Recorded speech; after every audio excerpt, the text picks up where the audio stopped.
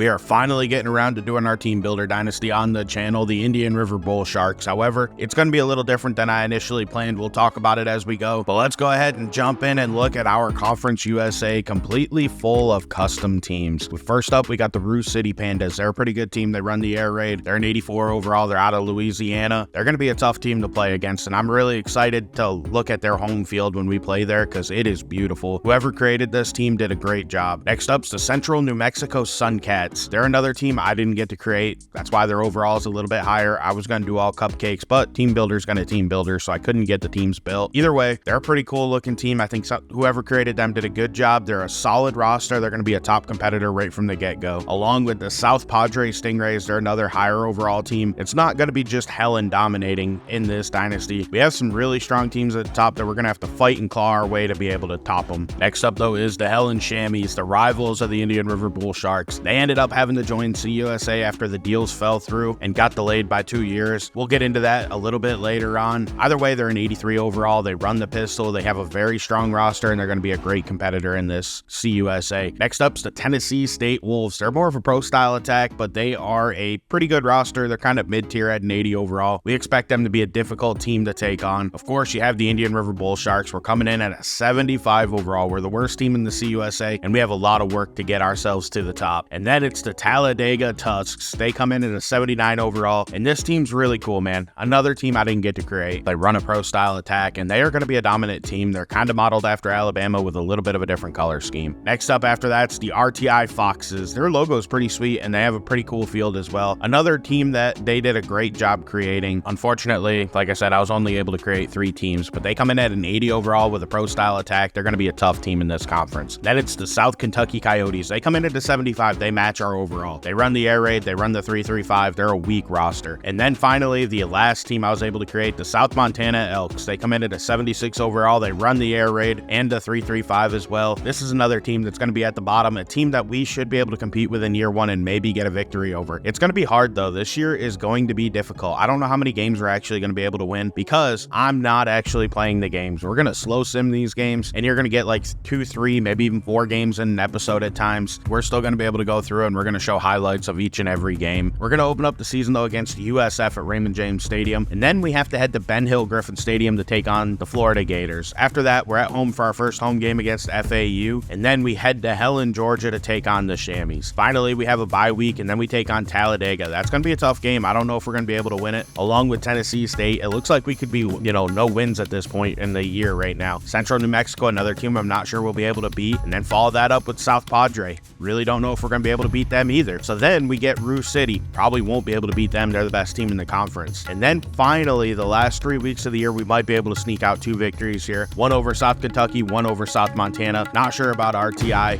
Right now, though, I'm thinking maybe we can get 2 wins on the season. That's pretty weak and definitely something to worry about. You're going to notice as we look at the screen, though, we're in preseason 2026. That's because we jumped 2 years into the future in order to really make these rosters a little bit less similar. Some of them, unfortunately, are going to be. You've already seen the Helen Chamois uniforms in the debut episode. Next up is the Central New Mexico Sun Cats. These uniforms are pretty sick, man. They kind of remind me of Oklahoma State. Next up, though, is the Tennessee State Wolves. These might be my favorite uniforms in the entire dynasty. Whoever created these did a great job. If you look at that helmet, man, the paw print with the logo in there is sweet. They did such a good job on this along with the tears. Then it's the Talladega Tusks up next. These are pretty cool. They also have an awesome red alternate that you're probably going to see as well. These are very nice uniforms though, man. They are clean, they are crisp, and I really like them. And then these are maybe my favorite ones in the entire game. The South Padre Stingrays, man. They're just something about them. They look really, really cool. I like the color scheme. I never thought about doing blue and gray with this type of color scheme where it's kind of chromy. It really looks nice, man. They deserve a ton of credit. Next up though is the South Montana Elks. This is a team I created. We went ahead and did purple and yellow, and I wanted a little bit after ECU, and then I thought about it and I was like, let's add a different color in there and make it different. So we went with light blue, and I actually think they turned out really cool. I really like these uniforms, man. I think they're awesome, and I think they're gonna pop on the field. We have the South Kentucky Coyotes up next. Taking a look at these uniforms, they really look like Middle Tennessee State to me, and I'm not complaining. They do look really nice. The creator of this did a good job. Yeah, I think they're simple, I think they're neat, and I think that they really work well. And then we have Roo City, the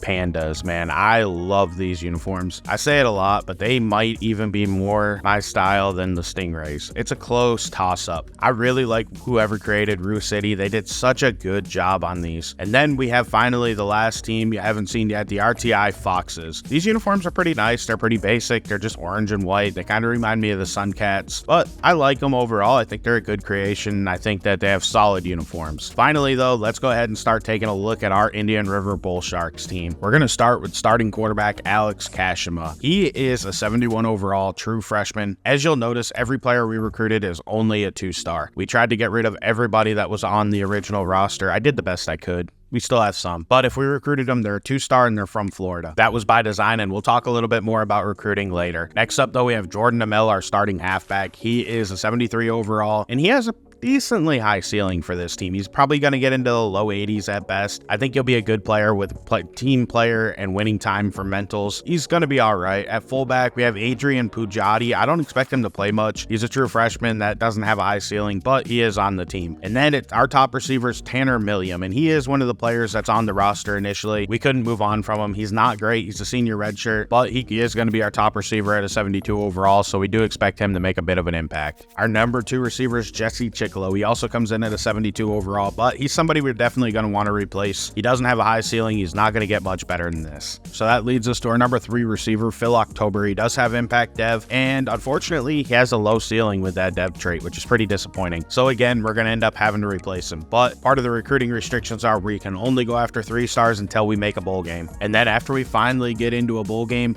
we're not going to open it up to 5 stars. You'll be able to start recruiting 4 stars. However, there are other recruiting restrictions that are also going to be in place and remain in place. We're only going to be able to recruit from Florida until we get our first victory. Once we have our first victory, we're going to be able to add one more state. However, it has to be a state that touches Florida. So you're looking at Alabama or Georgia. And then from there, it's not going to be like, oh, we get our 3rd victory, our 4th victory, our 5th victory. We add a state each time. It's going to be our season victory total. So if we only win 1 game season 1 and then we win 1 game next season, we don't get to add another state. We have to win 2 games next season in order to add 1 more state. And that's all the way up until we go undefeated during the regular season. Once we go undefeated during the regular season, we're going to go ahead and open it up to 15 teams. That's a little bit bigger, or 15 states. That's a little bit bigger than 12, but then we'll be able to go national level once we win a natty. That's the goal, and then we can try to repeat from there and really build the team. Now, in order to start recruiting 5 stars, we're going to have to make the playoffs. That's the only way I'm going to allow us to recruit a 5-star. I want to make this difficult. Like I said, we don't play the games, so that's going to be the other added fact to this. We're going to watch this team play, and I don't know how they're going to perform. We really hope they perform well, but at the end of the day, we're just not sure what they're going to look like on the field because I can't control them. All I can do is adjust the playbook and hope that our playbook works well enough for us. For some miracle, we can get enough victories to make this team better. My goal is for this to take a while. Like I said, there's going to be multiple games. You may see, 4 games in an episode, but all 4 games are just highlights and scores and turnovers and sacks and stuff like that. I don't know. It's going to be kind of free-flowing. Playoffs will probably get their own individual episode. That's just the way I want to do it.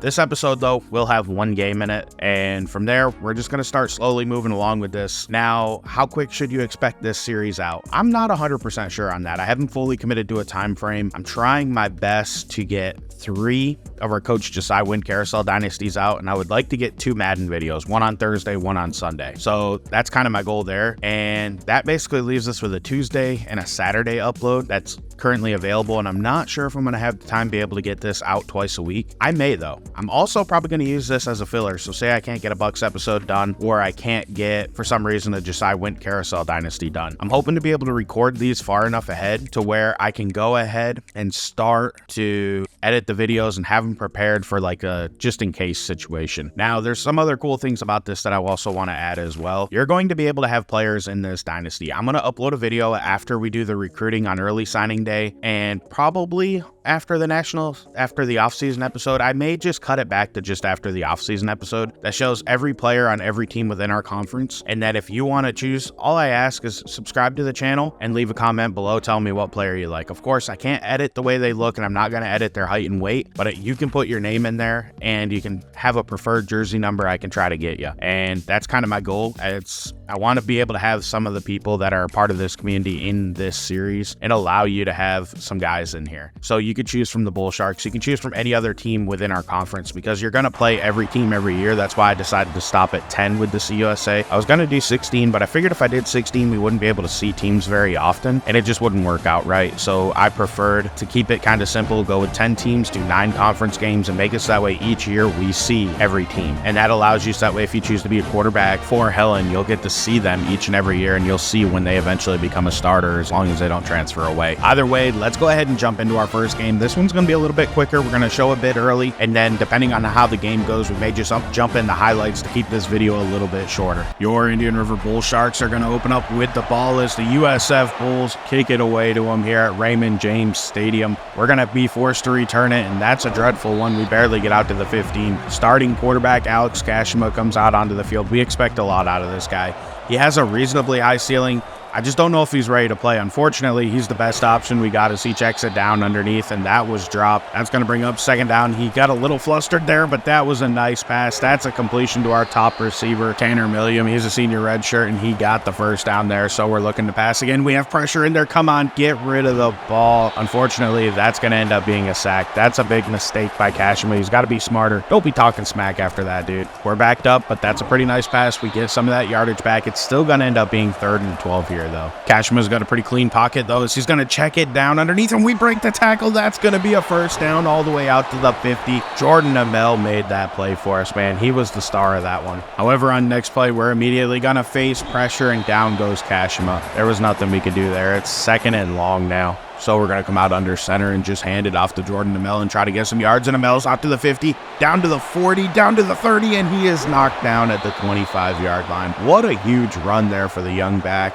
So we decide, let's go right back to him, and this time the draw didn't work. We end up getting nothing there. So Kashima comes out in the gun here looking to pass. He has no pressure, and he throws a pick underneath.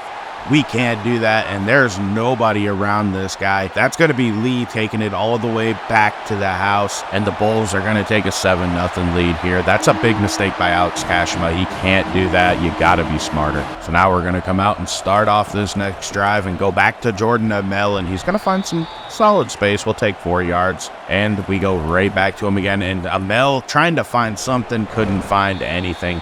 It's going to be 3rd down and 4 here for the Sharks. The Sharks pass, and that's completed. Kashima finds top receiver Tanner Milliam out there for the first down. Back to Jordan Amell on the ground game. Amell throws one guy off, but that's it. And he only picks up a yard for all that hard work.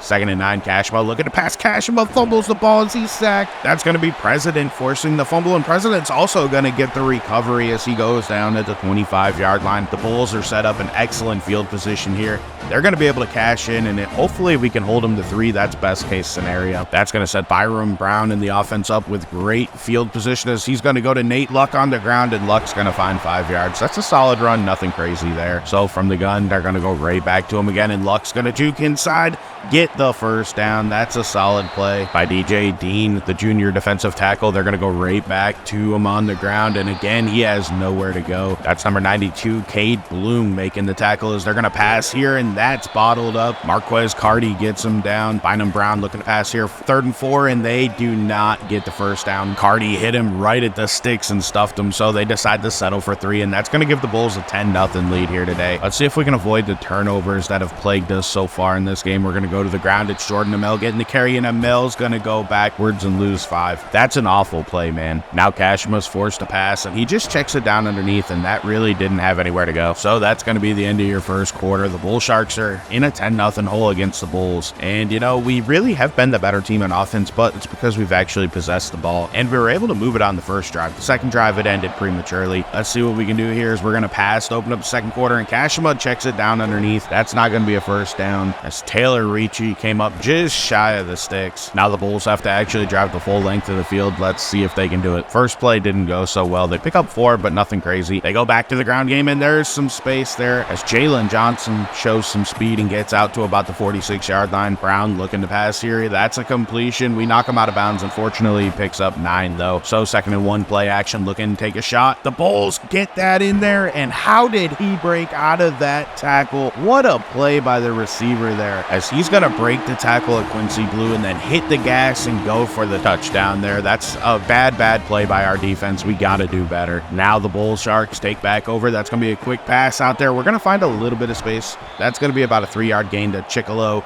our number 2 receiver, as we go back on the ground, and we're bottled up. We didn't have anywhere to go with Jordan Amell. That's going to bring up 3rd and 9. Kashima fires that out there while getting hit, and that's a completion to Tanner Milliam for the first down. Keeping this drive alive as, again, we're bottled up and Mel can't go anywhere. It's like the Bulls realize that they have to key on him in order to stop this offense. Kashima's going to go out to the flats. He finds Phil October, who hits the gas and goes all the way down to the 40-yard line. That's a big play for the Bull Sharks. Back to Jordan Amell on the ground. Amell's gonna fight ahead and pick up 7 there. That's a pretty impressive carry. He showed some power at the end of that one. Again, looking to pass. Kashima throws it underneath. That's a completion to Ricci, who's gonna end up getting the first down. That's a solid gain there for the Sharks. We're moving the ball well on this drive as Kashima pulls it on a read option. That one didn't work so well, and he's not the most athletic guy, so it's probably not the best idea to keep doing that. As we go back to the ground game, pick up a couple, but in a 17-0 hole here, we need this first down as we take a sack. You can't do that. We got to get that first down there. That's going to back us up. The field goal is still going to be makeable, though. It's about a 41-yard try. The kick is up, and we are on the board. It's 17-3. The Bull Sharks got to fight out of this hole, but it all starts with getting a stop on defense. Let's see if we can do it. Bynum Brown from the pistol looking to pass, and he's going to have a wide-open receiver. What happened there? Nobody's covering him. That's got to get better. We can't keep allowing that. If we do, we're not going to be able to come back in this one as it's play action. Brown taking a deep shot. This does not look good. Jason Bettis, number 6, got burned over the top, and Quincy Blue, the safety, again, was not in the right area. That allows them to take an early 24-3 lead. We're approaching halftime. We're going to need a score on this drive to stay in it, and that's just a blatant drop by Tanner Milliam. You can't do that. And I think we're going to come back in this game as we try to go back to our ground game. And nothing's there, so now we're backed up 3rd and 7, and we take a sack. We're in a deep hole here today. That's unfortunately President coming through and making the play once again. And as you can see, Kashima's feeling it a little bit following that play. So we ended up having to punt the ball back to the Bulls. They're up right around midfield following that run. Again, looking to pass his Bynum Brown. He's going to go out to the flats. And number 38, James Kill, goes out of position, and that's going to be a first down for the Bulls. They're moving pretty well here. They're at about 32-yard line. Bynum Brown passing, and we nearly had a pick. James Kilgo had an opportunity there, and he just missed it. So the Bulls continue marching. That's a short pass underneath. We bottle him up. Nowhere to go. So that's going to bring up 3rd and 6. Brown looking to pass. He has a receiver open, and we knock it out. That one's going to fall incomplete, and we're going to force them to settle for 3 before the half. And not surprisingly, they hit that field goal, taking their lead up to 27-3 here. Now let's see if we can answer before the half, and after this, honestly, we're probably going to end up accelerating the game here. I don't want to keep it dragging around. We're going to show highlights the rest of the way if we can't come back, as that's going to be a nice run by Alex Kashima, keeping this drive going, and maybe just keeping our hopes alive in this game here. As there's a minute 9 left, looking to pass. Kashima feeling pressure and taking a sack. Unfortunately, that's just been the story of this game. Our offensive line's not good enough, and that's pretty disappointing. As we're backed up, it's going to be 2nd and 18, and that's a pass to Milliam that's picked off. Again, Kashima just made the wrong decision.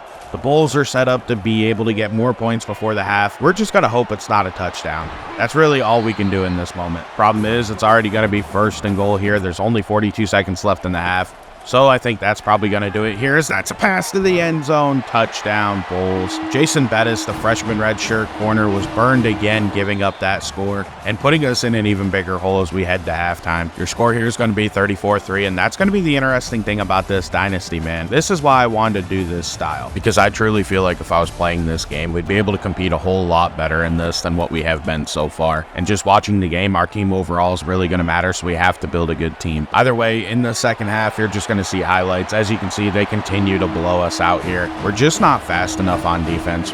We don't have enough deep speed to be able to cover the field. They're able to just burn us over the top. So that's one of the first things we have to work on. We're able to drive down, get another field goal on the board though. So at least that's not going to be our final. We have a chance to get some more points. However, you can see USF, they're just sunning us out here, man. Look at that, dude. He just busts off the tackle and he's gone. That's another touchdown. This is a complete and utter beatdown at this point, and there's no point in commentating the rest of this video and watching all the plays. It's just to show you how bad our team is and how much work we really have to do in order to be able to build this team into a contender and a champion. And that's obviously the goal of this. And just watching the games, it's all about recruiting. And with our restrictions, it's going to be hard to recruit. And, you know, that's definitely the lifeblood of this program. So we got to figure it out. We got to win some ball games to open up some more states, and then also be able to get to a bowl game in order to be able to recruit 4 stars.